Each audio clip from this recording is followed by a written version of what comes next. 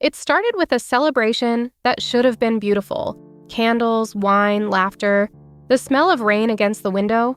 From the outside, their house looked like the picture of love, a young couple, a sleeping baby, a dinner meant to remind them they'd made it through the hardest year. But inside, under that soft light, one sentence was about to set fire to everything. Ryan raised his glass, smiled, and said it like a joke that wasn't funny. "If you have nothing to hide," he told her, "prove it." In that instant, the night changed shape. The air got smaller, the candles seemed too bright, and Megan, the woman who had spent all day cooking, hoping for a quiet evening with her husband, realized that the celebration had just become a cross-examination. They'd been married 3 years. She thought that meant safety, or at least understanding, but one sentence can be a weapon, and this one hit its target cleanly. From there, everything began to slide. Olivia, the college friend with the too familiar smile, had been the spark. She arrived with another bottle of wine and the kind of energy that fills a room until everyone else has to move aside. They laughed about old memories, stupid parties, how young they once were. Then, casually, she said the line that planted the seed. "My brother and his wife got their DNA results today. They thought the hospital switched their baby. Turns out she's theirs. Crazy, huh?" Everyone laughed, except Ryan. He stared at his glass a little too long, the way people do when they're already building a story in their head.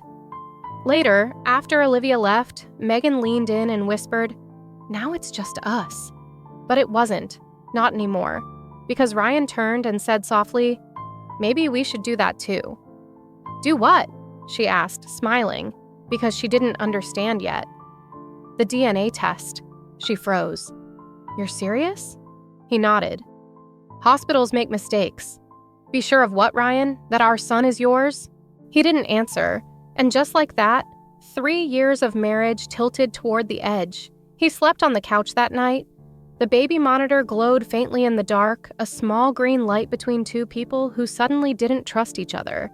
From that moment on, every silence in the house carried an echo, the kind that doesn't fade but grows. The next few days were colder. Ryan stopped touching her. He left early, came home late. He was polite, like a stranger staying in the same house. Megan tried to hold things together with chores and soft words, but you can't patch a leak you can't see. Her mother, Evelyn, called and asked, "You sound exhausted, sweetheart. What's wrong?" "Ryan wants a DNA test," she said quietly. There was a pause on the line. Then Evelyn said, "Men who accuse are usually the ones with something to hide." The words hung in the air long after the call ended. By Tuesday, the silence cracked. Ryan slammed the door, dropped his keys, and said, "I booked a clinic for tomorrow." "I'm not doing it," she said. "Why? Because you're scared?" "Because it's insulting, Ryan. I'm your wife." The baby started crying in the next room. He threw up his hands. Of course, perfect timing. And he left. An hour later, his mother called. "My friend saw a man leaving your house 2 years ago. You didn't let her in. Who was he?" "The plumber," Megan said. But the phone had already gone dead. That night, she packed a small bag, buckled Noah into his car seat, and drove to her mother's house through the rain. The city lights blurred across the windshield, gold lines breaking and reforming, like everything else in her life. 3 days later, the phone rang again. Ryan's voice was sharp, controlled. "I know what happened," he said. "What are you talking about?" "Men's shoes, a locked door. Who was he? The plumber who fixes more than pipes?" She hung up. Lying awake that night, Megan began to connect things she'd ignored. Perfume that wasn't hers, late-night work calls, the sudden trips with no explanations. Maybe the DNA test wasn't about hospitals. Maybe it was a smokescreen for something he'd already done. She opened her laptop and typed the words that would change everything. "Private investigator near me." Detective Harris looked like every man who's seen too much and learned to stop reacting. His office smelled of burnt coffee and dust, the blinds half closed against a world that didn't deserve his attention. He listened without interrupting, just wrote notes in a small, worn notebook. When Megan finished, he leaned back in his chair and said, "The sudden DNA demand. I've seen that pattern before. 9 times out of 10, it's projection. He's doing something he shouldn't, and he's building his defense before he gets caught." Megan blinked. "So you think he's cheating?" "I think he's scared," Harris said. "And scared people write stories before anyone else can." He handed her a business card. "Give me a week." It took 6 days. 6 days of pretending life was fine. Waking up, feeding Noah, replying to texts with polite emptiness. 6 days of walking through the fog of what-ifs. Then the phone buzzed. A text. "You might want to sit down before you open this." She didn't sit. She stood by the sink, one hand braced against the counter, and opened the photo. Megan blinked. "So you think he's cheating?" Ryan, Olivia, outside a downtown hotel, her hand on his chest, his face close to hers. The timestamp only 5 nights after that anniversary dinner. There was no drama, no tears, just a quiet, heavy understanding that something had finished ending. That night, Megan printed the photo and slid it into a folder.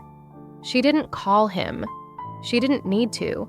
Because in stories like this, confrontation isn't closure. It's just noise. But Ryan didn't want quiet. He wanted control. 3 days later, a courier showed up at her mother's door with legal documents. A petition for custody, a claim of fraud, a declaration that the child she'd carried was not his. Attached was a forged DNA test. Her mother stood behind her, reading over her shoulder. "Oh, honey," she whispered. Megan didn't cry. She called her lawyer instead. "We're doing this properly," she said. "Certified lab, chain of custody, no shortcuts." The results came back 2 weeks later. The truth was cold and simple. Ryan Parker was Noah Parker's father. No doubt, no confusion. Her attorney filed the report and attached a second folder, the one with the photographs. Detective Harris had gone further.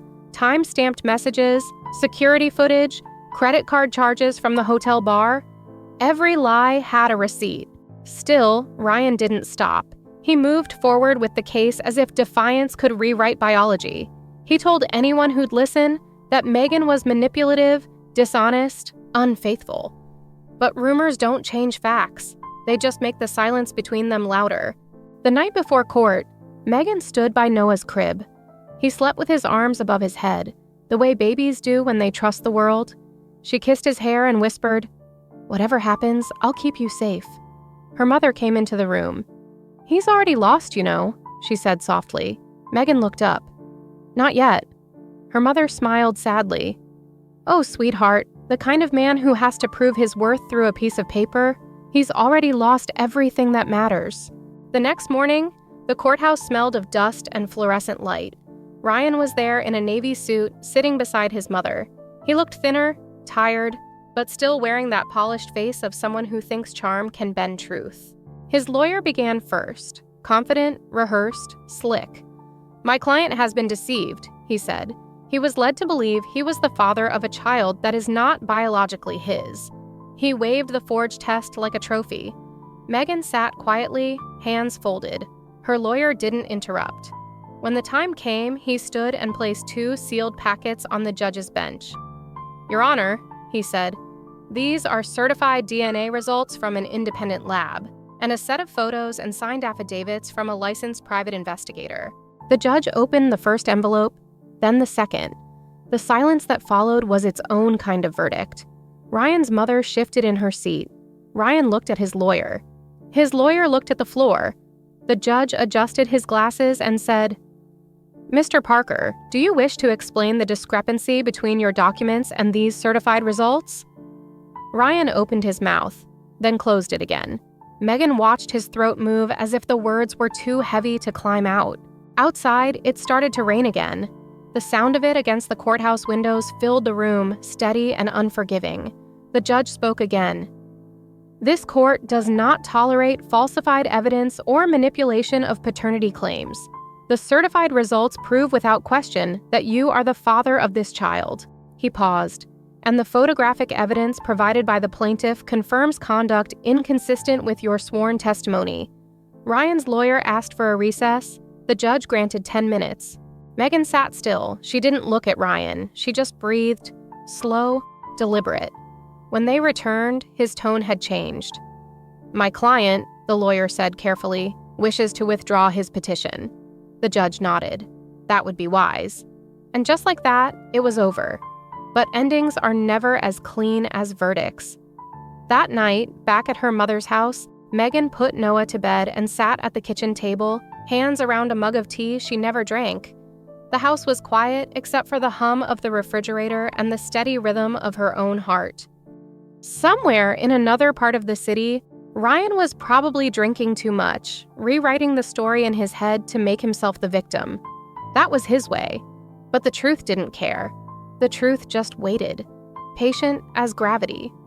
For Megan, peace didn't arrive as joy. It arrived as stillness.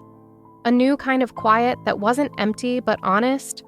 The kind that lets you breathe without apologizing. She didn't think of revenge. She thought of tomorrow, of breakfast and daycare and the next small, ordinary thing that would prove her life went on. Because that's what survival looks like. Not fireworks, not victory speeches. Just someone refusing to disappear. Weeks passed before the final hearing. By then, the air between them had cooled into something brittle and distant. Not anger anymore, just exhaustion. Ryan stopped calling. His lawyer sent emails that said less with every message. The storm was dying, but debris still floated in its wake. When the court finalized the decision, Megan got full custody. Ryan was ordered to pay support and cover her legal fees. The judge didn't raise his voice, didn't make speeches. He just read the ruling as if describing the weather. Factual, unchanging, absolute. Outside, Megan stood on the courthouse steps holding the papers that officially ended everything.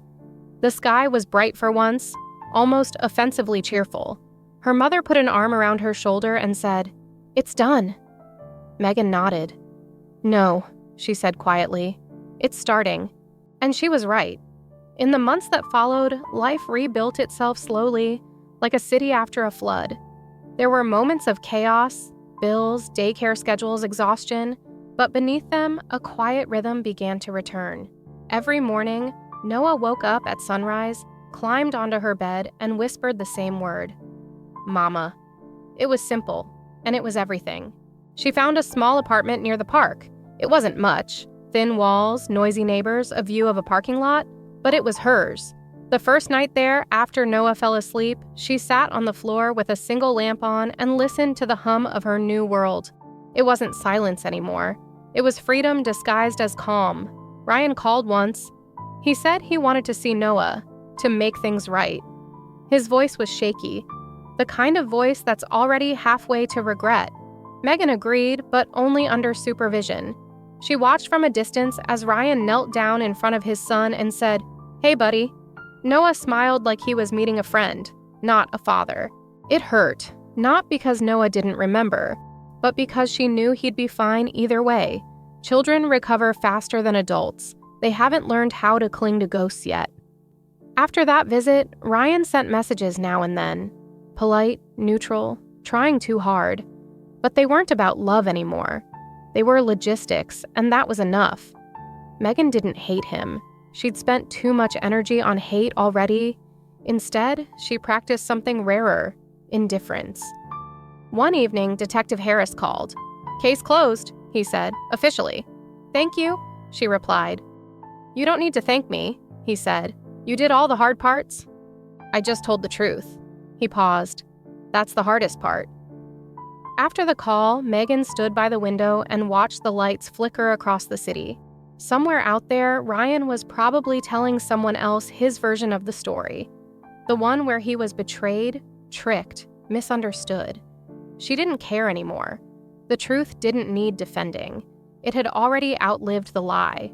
Time, as it does, kept moving. The seasons changed. Noah learned new words, then sentences, then jokes. He laughed easily, loudly, the way only children can, unbothered by history. Every sound reminded her why she'd chosen calm over chaos. One Sunday afternoon, she took him to the lake. They fed ducks stale bread, watched the water wrinkle under the wind, and counted boats. A man nearby was teaching his daughter how to throw stones so they'd skip instead of sink. Megan smiled, not because she envied them, but because she understood that life, no matter how cracked, still finds new surfaces to reflect light. Later, as they walked home, Noah pointed at the sunset and said, "Look, Mama, it's orange." She laughed and said, "You're right." The sky was orange, and for the first time in a long while, so was her heart, bright, alive, unafraid. That night, after Noah went to bed, Megan opened her laptop and began writing. Not to vent, not to accuse, but to remember. She wrote about the dinner, the sentence, the test, the courtroom. She wrote about doubt and how it grows, about strength and how it hides in the smallest acts, like showing up, like not breaking when someone else tries to. She ended the story with one line: "Sometimes the hardest proof is not on paper, it's in who you become after the lie." When she finished, she didn't hit save. She didn't need to. The story was already written where it mattered, in the life that kept going. If you saw her now, you wouldn't think of scandal or heartbreak. You'd see a woman pushing a stroller through the park, humming softly, pausing to tie a tiny shoelace. You wouldn't know that once her world burned down. You'd only see the calm after, the version of her rebuilt from truth. Ryan faded from headlines that never existed. Olivia moved away, became someone else's rumor. Harris took another case. And Megan, she stayed right where she was, raising her son, building a home that didn't need proof, only presence. And if there's a moral to all this, if there's something the narrator could hand to you like a folded note, it's this. Trust is not measured by tests, and love is not proven by fear. If someone asks you to prove your innocence, remember, innocence doesn't beg to be believed. It simply keeps living,